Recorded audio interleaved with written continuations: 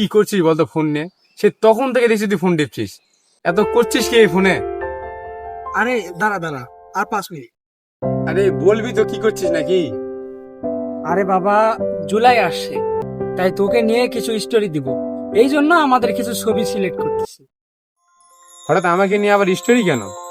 আরে তোর সাথে আমার বন্ধুত্বের 10 বছর হয়ে গেল, এজন্য আর কি তোকে নিয়ে একটা স্টোরি দিব। আর ক্যাপশনে দিব, আমাদের ফ্রেন্ডশিপের 10 বছর পূর্ণ হয়। ধুর, এসব ছাড় তো। কার সাথে কয়েক বছরের সম্পর্ক হলো, এটা 10-15 সেকেন্ডের স্টোরিতে না দিয়ে আজীবন একসাথে থাকতে পারাটাই হচ্ছে আসল বন্ধুত্ব। বুঝলাম।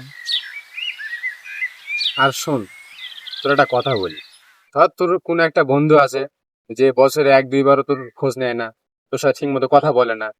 একদিন হঠাৎ করে তোকে নিয়ে স্টোরি দিয়েছে আর বেস্ট ফ্রেন্ড ক্যাপশন দিয়েছে, তাহলে কি সত্যি সত্যি তোর বেস্ট ফ্রেন্ড হয়ে গেল?